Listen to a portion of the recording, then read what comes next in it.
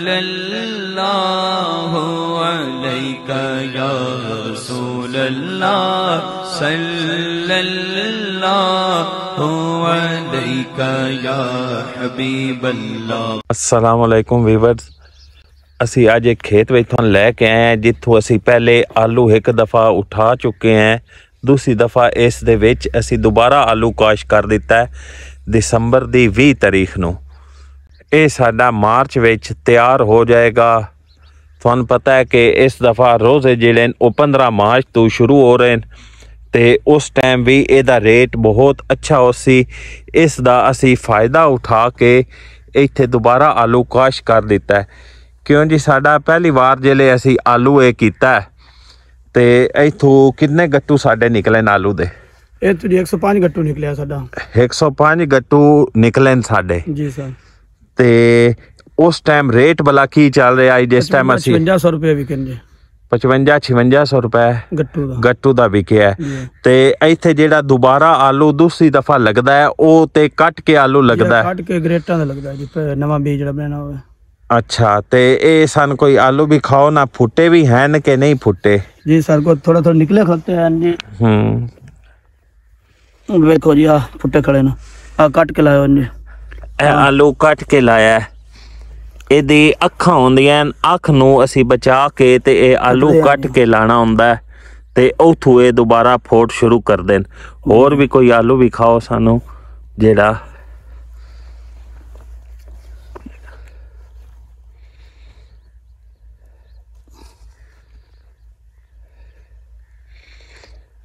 आज हाथ ना बाज गया गोल। आलू कट के लाया है ते ए अपना एक आलू दे कितने टुकड़े? ए देखो जी, आलू चार किते ने, चार टुकड़े किते ने। बेसिकली असी एदी अख वेखनी हुंदी है कि कितनी एक अखां हुंदियां ने। एक अख थलवी साइड ते हुंदी है ते 3 तो 4 अखां जेहड़ियां ओ उत्ते वाली साइड ते हुंदियां। अच्छा, ए दसना है भाई, ए असी जेले आलू अपना पहले वाला चाया है उस तो बाद असी इनू की कीता जमीन नू? ਇਹਨੂੰ ਜੀ 2 ਡੀਏਪੀ ਇੱਕ ਐਸਓਪੀ ਸੱਟੀ ਹੈ ਜੀ। ਅੱਛਾ, ਜਿਹੜੀ ਉੱਤੋਂ ਥੱਲੇ ਵਾਲੀ ਖਾਦ ਵਗਾਈ, ਪਹਿਲੇ 3 ਡੀਏਪੀ ਵਗਾਈਆਂ ਤੇ ਇੱਕ ਐਸਓਪੀ ਵਗਾਈ ਅੱਜ ਪਹਿਲੇ ਆਲੂਆਂ ਤੇ ਜੀ। दोबारा फिर इतने ही खाद वगैरह? दूसरी बार बोरी घट करती है जी। अच्छा जी सर। ते पहली बार ये सारा कीता? पहली बार 4 गतियां नो एसओपी समेत ते हुन 3 गतियां ने। अच्छा, ते ये आलू साडा कितने अरसे विच तैयार हो जासी? 2.5 महीने तैयार हो जासी जी। 2.5 महीने दे विच तैयार हो जासी।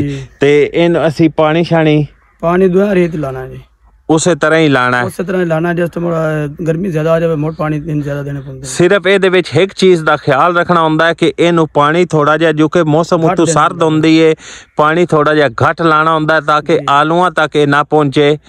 सिर्फ रेज पहुंचे जी, रेज सिर्फ पहुंचे, आलूआं तक पानी ना पहुंचे, वरना ये हाँ जी जमीन सख्त हो जाती है, आलू फैलदा नहीं है, फुलदा नहीं है, ओदी शेप नहीं सही निकलती जी। बीज बनाना हुआ तो मोड़े थोड़ी खुराक घट दे ली जी, 4 बोरियां देनी तो यूरिया से 2 दे ली या 1 दे ली।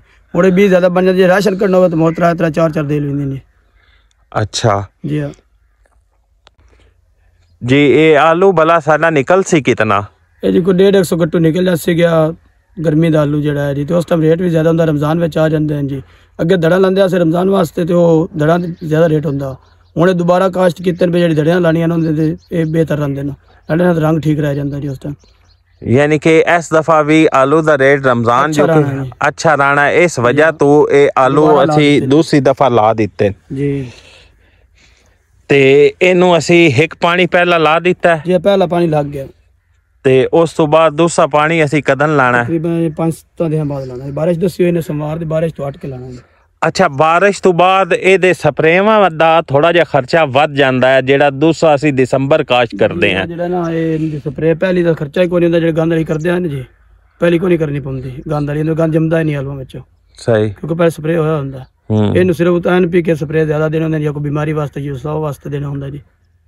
सही। ਜੀ ਹਾਂ। ਤੇ ਇਹਦੇ ਵਿੱਚ ਦੂਸਰੀ ਦਫਾ ਕਾਸ਼ ਕਰਨ ਵਿੱਚ ਮੁਸ਼ਕਲ ਤੇ ਕੋਈ ਨਹੀਂ ਹੁੰਦੀ। ਇਹ ਸਭ ਤੋਂ ਆਸਾਨ ਹੁੰਦੀ ਹੈ। ਪਹਿਲੇ ਨਾਲ ਖਰਚਾ ਘੱਟ ਹੁੰਦਾ ਹੈ ਜੀ। ਪਹਿਲੇ ਜ਼ਮੀਨ ਤਿਆਰ ਕਰਨ ਤੇ ਬੜਾ ਖਰਚਾ ਹੁੰਦਾ ਮੁੰਜੀ ਤੇ ਆਲੂਆਂ ਦੀ ਜ਼ਮੀਨ ਕਰਨ ਤੇ 2 ਸੀਮਾਂ ਲਈ ਇੱਕ ਰੂਟਰ ਮਾਰੇ ਆਲੂ ਲੱਗ ਜਾਂਦੇ ਨੇ ਜੀ। ਤੇ ਦੂਸਰੀ ਦਫਾ ਇਹਦਾ ਬੀਜ ਵੀ ਜਿਹੜਾ ਹੁੰਦਾ ਉਹਦਾ ਵੀ ਘੱਟ ਖਰਚਾ ਹੁੰਦਾ। ਉਹਦਾ ਵੀ ਘੱਟ ਖਰਚਾ ਹੁੰਦਾ, ਅੱਧੇ ਤੋਂ ਵੀ ਘੱਟ, ਚੌਥਾ ਹਿੱਸਾ ਇਹਦਾ ਬੀਜ ਦਾ ਜਿਹੜਾ ਹੁੰਦਾ ਖਰਾਬ ਨਹੀਂ ਹੁੰਦਾ। ਗਰਮੀ ਦਾ ਆਲੂ ਲਾਇਆ ਉਸ ਖਰਾਬ ਹੁੰਦਾ। ਅੱਜ ਕੱਲ੍ਹ ਠੰਡ ਹੁੰਦੀ ਆਲੂ ਖਰਾਬ ਨਹੀਂ ਹੁੰਦਾ ਜੀ।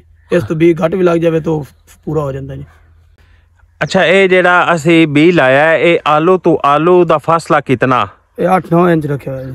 8-9 ਇੰਚ। ਤੇ ਹੱਥਾਂ ਨਾਲ ਹੀ ਲਾਇਆ ਸਾਰਾ? ਹੱਥਾਂ ਨਾਲ ਹੀ ਲਾਇਆ। ਉਹ ਹੀ ਜ਼ਿਆਦਾ ਅੱਛਾ ਜੰਮਦਾ? ਹੱਥਾਂ ਨਾਲ ਅੱਛਾ ਜੰਮਦਾ। ਦੂਆ ਜਿਹੜਾ ਹੁੰਦਾ ਬੀਜ ਵੀ ਜ਼ਿਆਦਾ ਜ਼ਾਇਆ ਹੁੰਦਾ, ਜਿਹੜਾ ਮਸ਼ੀਨਾਂ ਲੱਗਦਾ ਜੀ ਉਹ ਜ਼ਿਆਦਾ ਡੂੰਘੇ ਲੱਗ ਜਾਂਦੇ ਨੇ। ਜ਼ਿਆਦਾ ਡੂੰਘੇ ਲੱਗ ਜਾਂਦੇ। ਇਹ ਜਿਹੜਾ ਅੱਜ ਕੱਲ੍ਹ ਦਾ ਆਲੂ ਲਾਣਾ ਹੁੰਦਾ ਹੈ ਥੋੜਾ ਮਿੱਟੀ ਘੱਟ ਦੇਣੀ ਹੁੰਦੀ ਵੀ ਜਲਦੀ ਜੰਮ ਜਾਵੇ।